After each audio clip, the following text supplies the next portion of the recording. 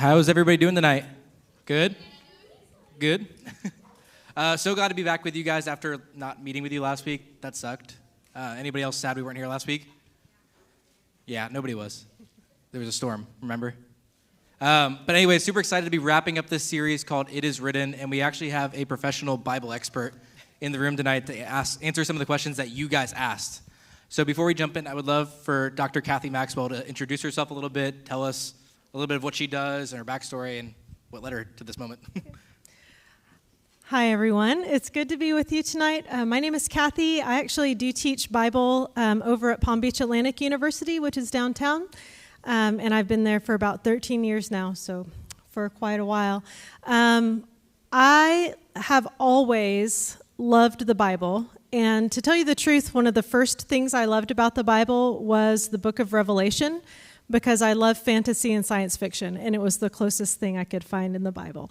So when I was your age, I always had my hand up with some question about Revelation, and my friends would just like roll their eyes and be so tired of me asking those questions. So that actually led me to go to college and get graduate degrees and become a teacher of the Bible, because when I thought, what could I study that I would love the most? The Bible was what I had the most questions about and what I wanted to learn more about. So that's what brings me here, and I was really excited to see your questions about the Bible. I will say I told my 5-year-old that I was coming to answer grown-up kids. So for you, for a 5-year-old, he thinks you're grown-up kids, questions about the Bible, and he said, "What? They don't know all the answers about the Bible yet?" And I was like, "Son, I don't know all the answers about the Bible." So here we are. So thanks for letting me come talk tonight. Thanks for joining us tonight. And like I said, these are your questions, and we're super excited to answer them because we want to talk to the things that you guys are curious about.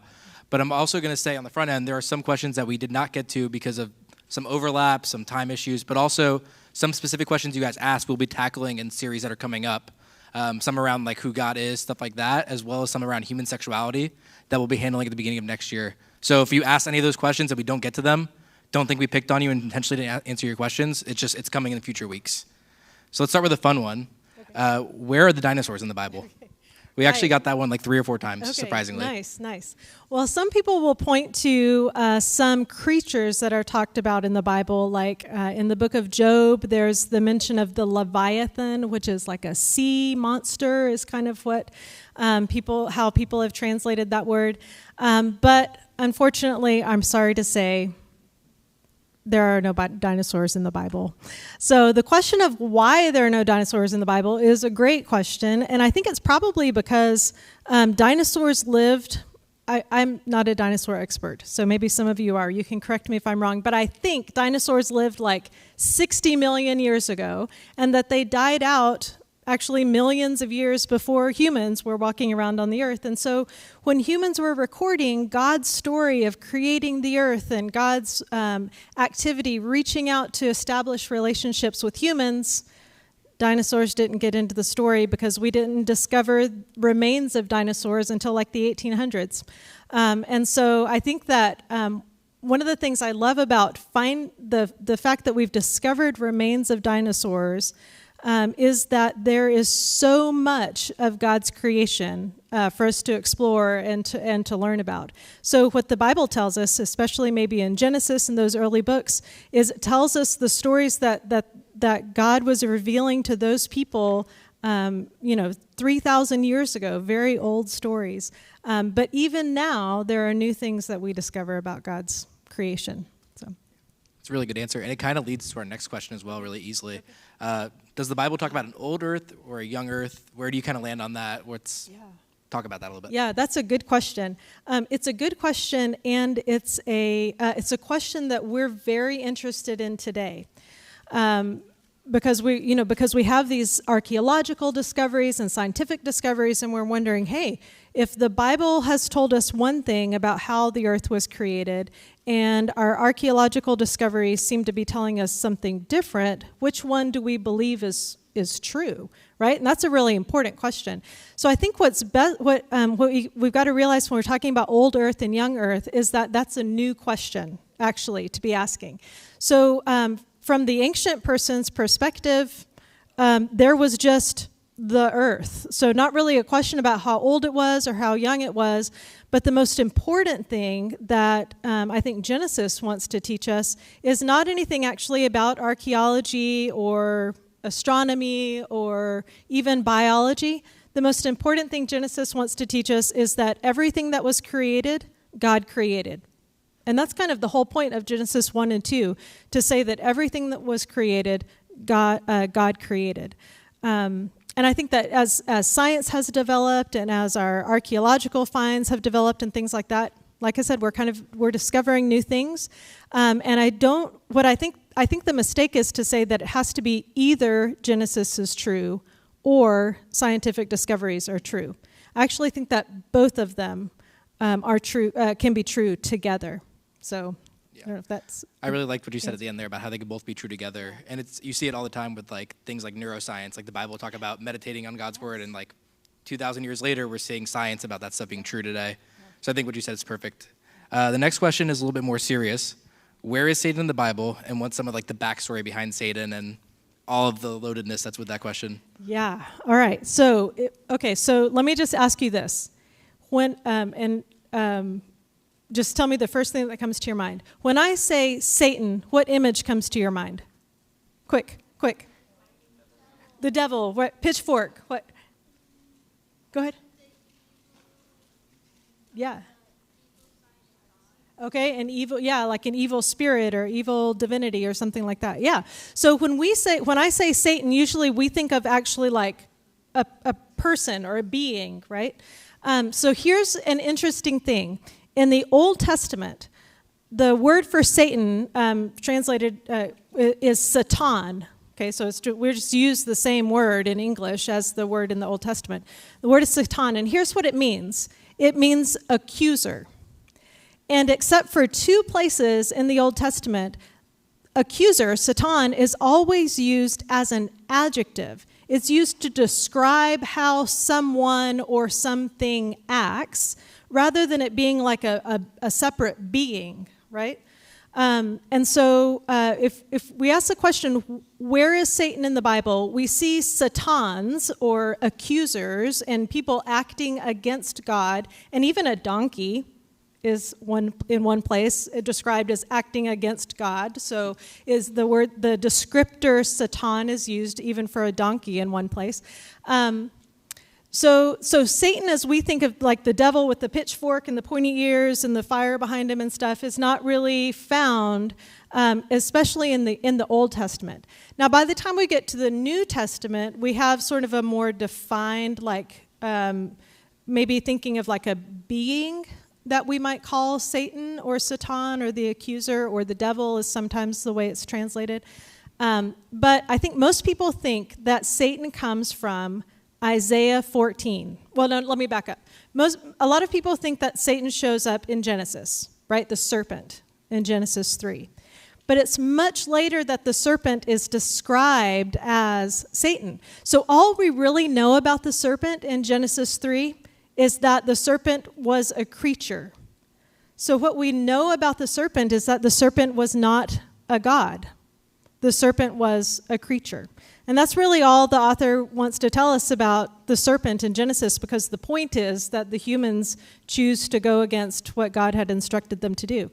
The other place people go to to find information about Satan in the Old Testament is Isaiah 14. And maybe you've heard about like Lucifer falling from heaven, the angel that fell from heaven and things like that. Did you know that Lucifer is actually not in Isaiah 14? Isaiah 14 is about a king from Babylon who was called the Shining Star. And the Shining Star, that king, fell. And so we've just kind of taken some of those images from the Bible and we've filled in the gaps and kind of created this character of Satan, where I don't think that the biblical authors really meant to imply an actual character called Satan.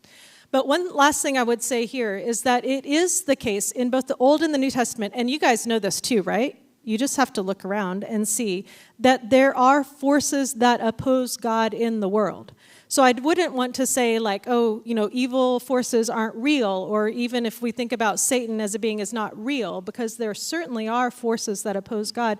We've just kind of built a whole character around some references in the Bible that I don't think are really pointing that direction. Yeah, I think that's really good. We've talked about Bible Project a few times here, and Tim Mackey's like the main narrator, main thinker behind that. And he makes a point that's more accurately to say like the Satan, because usually it's a title, it's not like a person, so it's like the accuser, like you were saying.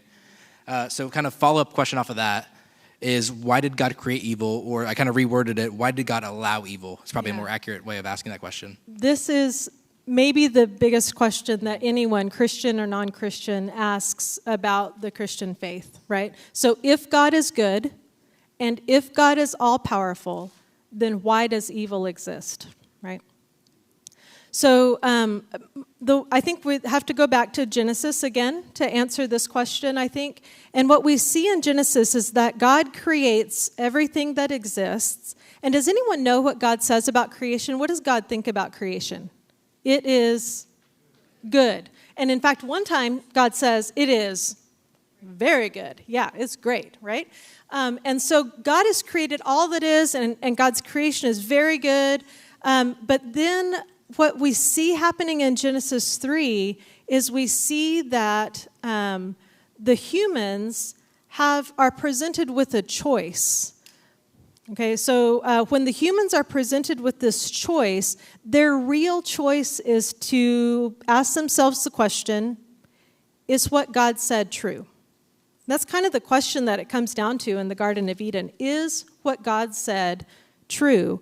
And when the woman so you guys know the story, right? The serpent is the craftiest creature that God has created, and the serpent comes to the woman and says, all right, did God really tell you that you can't eat the fruit from any tree in the garden? And the woman says, oh no, we can eat the fruit from any tree in the garden, except for that one in the middle, the tree of the knowledge of good and evil. If we eat fruit from that tree, what would happen? Do you know? We would die. Right. And the serpent says, no.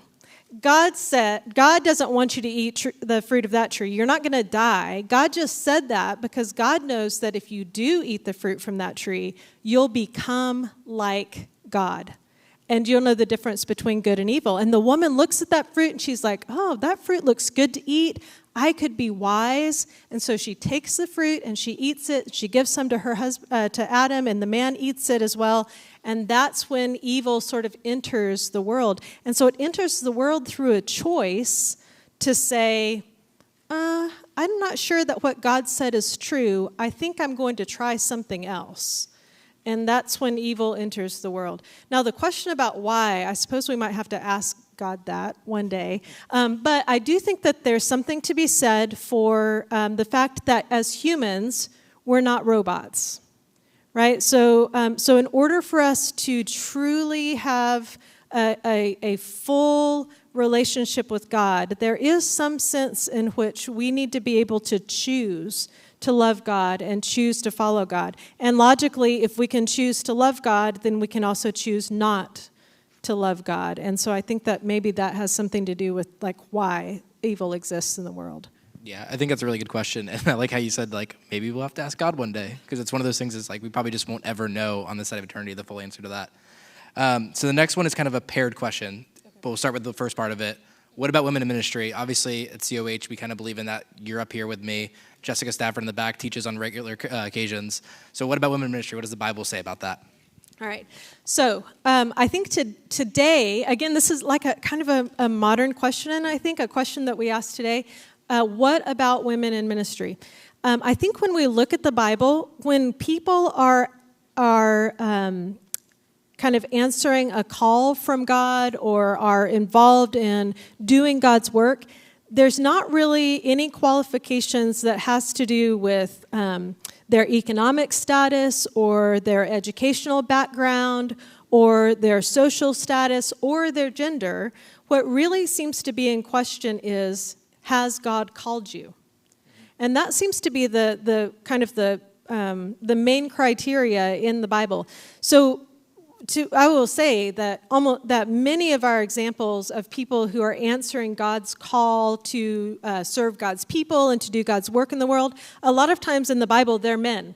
And that has, I think, a lot to do with when the Bible is written and the cultures in which it's written, because men were the leaders of that society. They were the ones who learned, by the first century, who learned to read. So women, you wouldn't learn to read unless you were a slave, actually, which is kind of interesting. Sometimes female slaves learn to read. But I think that's why we see men so prominently. There are actually plenty of women, if you'll take the time to look, though, in the New Testament. We've got Deborah, who was a judge. We have Priscilla, who was a teacher. We have Junia and Phoebe, who worked alongside Paul. Huldah was a prophetess in the Old Testament. And when the religious leaders and the king didn't know whether or not a scroll they found was actually God's word, they took it to Huldah. They took it to a woman, and she was the one that said, yes, this is God's word. So we have examples of women serving God in the Bible, even though they're not as many as men. So then when we sort of fast forward to today, I think the criteria is still the same. Is God calling you to serve God and to serve God's people?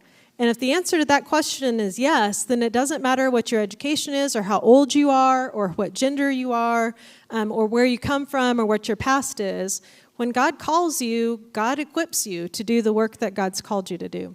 Yeah, I really like how you said that. And I know a lot of the thinkers I like listening to a lot all say the same thing, is like, it's not really the question they're asking at the time. It's more of just like a patriarchal thing at the time. Mm-hmm. So I love the way you answer that. So the second part of that is about like the kind of the gender role side you see in the Bible. And I think the underlying question is that it was basically like, why do men need to be in charge? And you kind of hinted at that a little bit.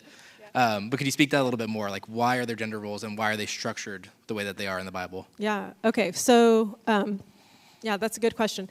One important distinction to make is that sometimes when gender roles are discussed in the Bible, they're talking about a relationship between a husband and a wife, and sometimes they're talking about relationships between men and women. And so it's important to recognize like which one is being talked about.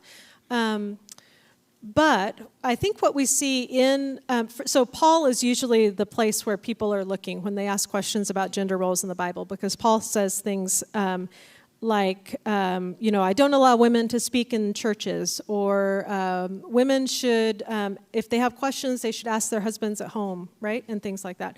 So we could do like a whole hour and a half on just one of those passages, probably.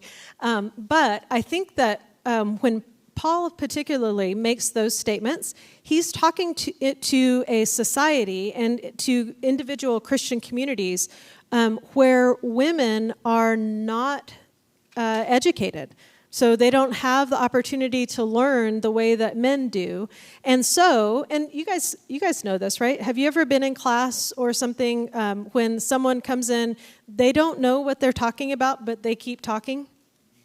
Okay, right? So I think that might have been happening in some of the churches that Paul was writing to, that women were kind of disrupting the service, not because they were women, but just because they hadn't had the preparation that the men were able to have. And so it was more appropriate for the guys to lead. Now, fast forward to today, and I think one of the mistakes that we've made is sometimes we try to take some of the social instructions that Paul gives in the New Testament, and we try to pick them up out of the first century and smash them onto the 21st century. We don't really think about the differences. So, ladies, most of you can probably read, right? You guys are in school. You can study medicine and law, and you can become Bible professors, and you become pastors. All these things, just like the guys sitting around you, right? And so, when we are looking at gender roles in the Bible, here's what I think the bottom line is that Paul is talking about. I think what Paul is trying to get at, and this is going to come up actually in the next question because I'm cheating and looking at that screen back there, is that what Paul is always concerned about is unity in the church. Mm-hmm. So he's saying, don't mess up the unity that God has given your community. And so that sometimes that's, people talking when they don't know what they're talking about. And so I think that in Paul's time could be a problem. It also made people very suspicious of Christian families in the ancient world because of the ways that in the world that gender relationships were set up.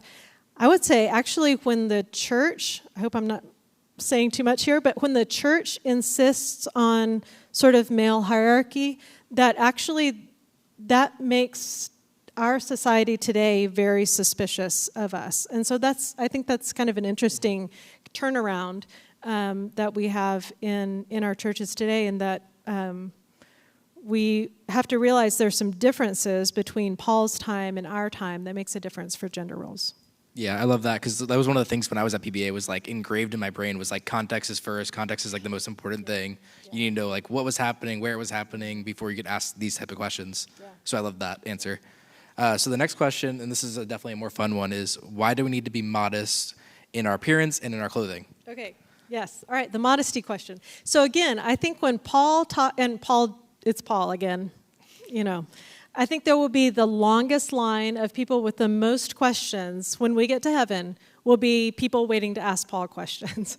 So Paul, again, is kind of usually where we turn. Also, there's a letter from Peter that talks about modesty. And so when we ask this question today, usually we're talking about like how revealing clothing is. We're talking about what's appropriate to wear in one situation or another situation, maybe what kinds of swimsuits are appropriate for the beach and stuff like that. Mm-hmm. All right, so and we've got guys and girls in the room. So first, guys. They're often, when people talk about dressing modestly, we most often talk about girls dressing modestly, right? I mean, that's almost always where the conversation is. And the rationale behind it that I have heard given, and I don't know, but what I've heard given is the girls need to dress modestly so that the guys don't sin. And guys, I got to tell you, that is unfair to you. Your sinning or not sinning is your responsibility. And Paul says that we are not made to sin. We are made to glorify God. That's how God made you, right? And that's not to say that it's not a struggle. I mean, I think that's obvious for girls and for guys. But I think that we do guys a disservice when we say, well, you can't help but sin if the girls are dressing a certain way. I think that's unfair to the guys. I also think it's unfair to the girls to make that assumption, right? And so if we think both guys and girls, like how should we dress, when we look at what Paul is talking about, Paul is not talking about lust when he talks about how women should dress. There are other places where Jesus will say, if you look at your brother or sister with lust, then you've already committed adultery in your heart, right? But Jesus talks about that. Other people in the Bible, other places in the Bible talk about it. But when Paul says things like, don't braid your hair and wear pearls and jewelry and things like that, what Paul is talking about is not dressing like in revealing or promiscuous ways. Paul's talking about don't dress in ways that calls attention to your wealth, right? So whenever someone talks about dressing modestly, I read an author this week while I was thinking about this topic, and the author said, I hear an awful lot of people talking about how tight someone's dress is, but I don't ever hear anyone asking about the label on the inside of that dress. What Paul's talking about is don't dress in ways, and this goes for guys and for girls, don't dress in ways that calls attention to how much money you have. And that's a huge thing today, right? I mean, I'm old, so I'm only on Facebook. I'm not on Instagram. But I do understand, like, the influencers, right? The whole point behind that culture is to dress in ways that shows how fashionable and how wealthy and how sort of in a person is. And that's what Paul is speaking out against, is about dressing in ways that sort of elevate yourself over other people by saying, I'm better than you, I have more money than you, I'm more stylish than you. And that's what Paul is calling out in the churches. I think that one of the things that Paul's pretty consistent about is that the thing that makes him maddest, I think, is when he sees something in the church that is supposed to unify the people of God, and the people of God are using it to draw division in the people amongst the people of God. And I think that goes for our bodies too. That Paul is saying, look, and Scripture tells us, right, that our bodies are God's temple, and they're holy. And Genesis, you guys told me, when God created our bodies, God said, hey, this is good, right? So our bodies are good, and they're to be instruments for God, and they're places where God's Spirit dwells, and they're ways that we're the hands and feet of Jesus in the world. And so when Paul looked out and saw that the people in those churches were using their bodies in ways that were drawing division and separating people and hurting people, he had plenty to say about that, and it wasn't good. One of the things I want to highlight that you said was the thing you called out the men to. It was like, it's not fair to put the weight on the women for that. Like, part of becoming more like Christ is learning how to not fall into that temptation, learning how to not lust when those opportunities do present themselves. So again, men, like, highlight what she said. It's not always on the woman. It's actually on you as the guy to grow up and step into your Christ-likeness and walk away from that temptation. And I would say too that I think that goes also for like the not just sexual lust, but the lust after whatever somebody else has, right? So that's always like, we're always sort of trying to keep up with the latest thing and grasp for more. And I think that Paul is saying that's not Christ-like. Yeah, for sure. And then the next question kind of goes to like that part of the side of the conversation is when people say to be shaped into the image of God, does that mean that God made us the way he wanted to or not, or... Okay, so I think this goes back to like the image of God, right? Okay, so one of the most mysterious statements, and there are plenty of them, right, in Genesis, but one of the most mysterious statements is that God says, let's make humans in our image. And so God made humans, male and female, in the image of God. And we're like, okay, please tell us what that means. And then the Bible doesn't tell us what that means. So what does it mean to say that God made us in God's image? I don't know for sure. Some people have suggested that this means that we are creative. God is creative. Some people have suggested that it means that we can reason. I think that's actually very faulty because some humans are born and they can't reason. For whatever reason, whyever that is, and would we really want to say that those people are not bearers of the image of God, right? And I think we would definitely not want to say that. So there are lots of theories about what that means, but I think that the important thing to remember about being made in the image of God is that, number one, that means that every person has inherent value. So if it's the case that humans are made in the image of God, even if that image has gotten messed up a little bit or marred or broken because of sin, that humans still bear the image of God. So every time you look at another person, you're seeing an image of God. And that should make a difference in how we treat each other. And here's another thing. You look at yourself in the mirror, image of God. That should make a difference in how you think about yourself as well. Now, the second part of that question is, does that mean that God made us the way God wanted to make us? I think yes, and I have a theory. I don't know. Maybe some theologians would disagree with this.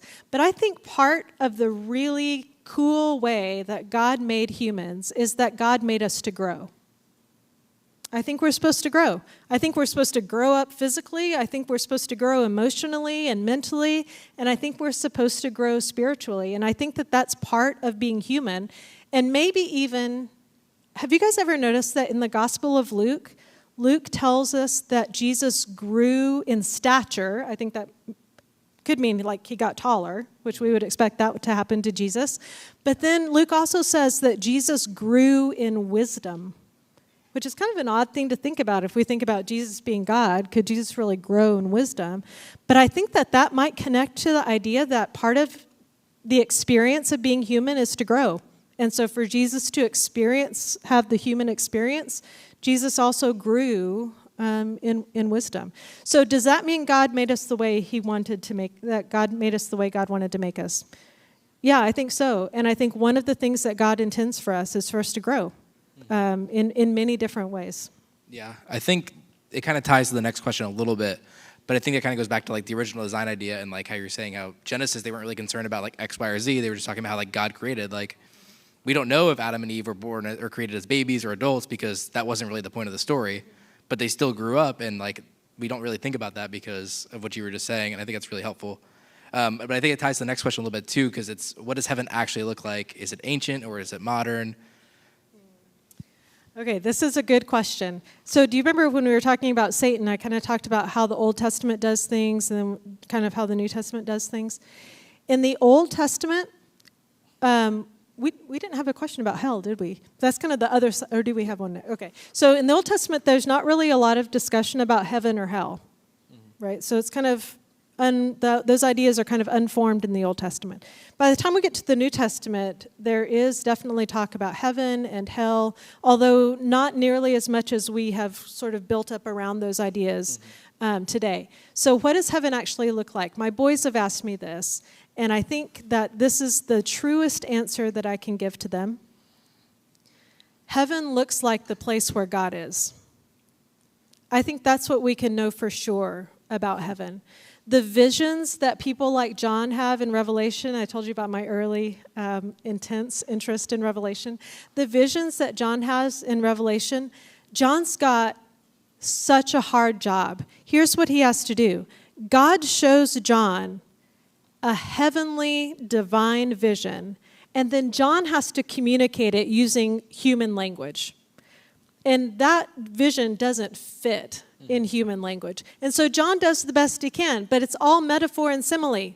Oh man, I just called to mind your language arts classes, right? So metaphor and simile, it's all, John has to say this is like such and such. It's like this or that, because there's just not human language to describe that divine vision that John sees. So what is heaven like? I think Revelation 20 gives us a pretty good image. In Revelation 20, John says, I looked and I saw the heavenly city, holy Jerusalem, descending out of heaven, coming down from the Father, and a voice from the throne said, look, God is going to live among the people. God will be their God. They will be God's people. There'll be no more crying, no more mourning, no more pain, because the old things have passed away, and look, the new things are here. And then, sorry, I'm kind of going off on a tangent, but then in chapter 21, this is like my favorite image from Revelation. John says, I looked and I saw a river, bright as crystal, flowing from the throne and from the Lamb, and it ran through the streets of the city. And John says, on either side of the river was the tree of life. Do you guys remember where the tree of life showed up earlier in the Bible? Yeah, there were images, or not images of but there's sort of that imagery or that symbolism in the temple, but it showed up in the Garden of Eden. Remember, this is the tree that the humans weren't supposed to eat from, and so God kicks them out of the garden so they won't eat from the tree of life. That tree of life shows up in Revelation, and John says that its leaves are for the healing of the nations. So for me, that's my favorite picture of what heaven looks like. God is there. Pain and suffering and mourning are not. The old has passed away. Everything has been made new. And the tree of life is finally available to everyone to bring healing to all nations. That's my favorite picture of heaven. That's really good. And I think it goes back to the last question, because one of my favorite authors, John Mark Comer, wrote Garden City, and he kind of talks about that imagery too, where he's like, the original design was a garden that would turn into a heavenly city, and that's kind of like the recreation process is moving towards that. Thank you so much for being with us tonight. Is it okay if I put you on the spot for one last thing? It's not another question or anything. Yeah. Your expertise in particular is biblical storytelling. Would you give us a sample of what that looks like when you do the biblical storytelling? I know I didn't prompt you for this or anything. I did it twice. Did you notice? Like the Genesis 3 and the Revelation 20 That's why I had the thought, because I I caught you doing it. Okay. All right. Okay, I'll tell you a weird story. The Bible's full of them. If you look carefully, they're all over the place. All right, here.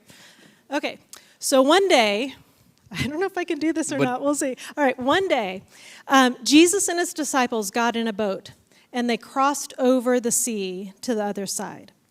When they got there, Jesus got out of the boat, and as he did, a man came running down to meet him out of the tombs. Now, this guy had been living in the tombs because he had an unclean spirit. The man came running down out of the tombs, and he fell down at Jesus' feet, and he said to Jesus, "Jesus, Son of David, for God's sake, stop torturing us."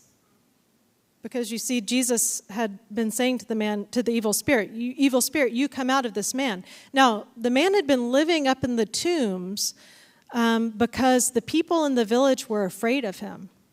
They had tried to bind him, but every time they did, he would break the chains and he would smash the shackles. Everyone was afraid of him, and so he wandered around in those tombs day and night, screaming and cutting himself with rocks, and no one could control him. So he comes running, he falls at Jesus' feet, and Jesus says to the man, "What is your name?" But it's the evil spirit that answers. And the spirit says, "My name is Many, for there are many of us inside of this man." And they started to beg Jesus not to send them to a far-off country. But over on a hillside nearby, there was a herd of pigs. "Send us into those pigs," the unclean spirits begged. And so Jesus said, "Okay." The unclean spirits came up out of that man, went into those pigs, and the 2,000 pigs went rushing down the hillside into the lake where they all drowned. Now, the guys that were supposed to be watching the pigs, they ran away. And they ran away into the surrounding countryside, and they told everyone what they had seen, and everyone came rushing over to see for themselves what had happened. And when they got there, they were afraid because they saw Jesus, and they saw the man who had had the unclean spirit sitting beside Jesus, fully clothed, perfectly sane.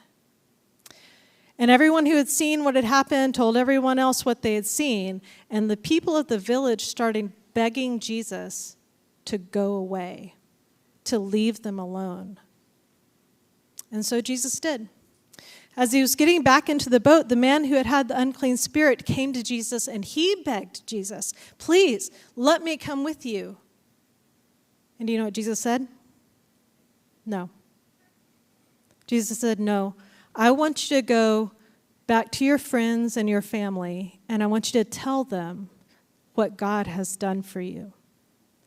And so the man who had had the unclean spirit went back into the Decapolis and the 10 surrounding towns in that area, and he told everyone the wonderful things that Jesus had done for him, and everyone who heard it was amazed. That's a story from Mark chapter 5. That was awesome. Does anybody else want Kathy to just read the Bible to you every morning now? That was really awesome. Can you guys give it up for Kathy Maxwell one more time for being with us tonight? It was a really great time. We really appreciate you coming out.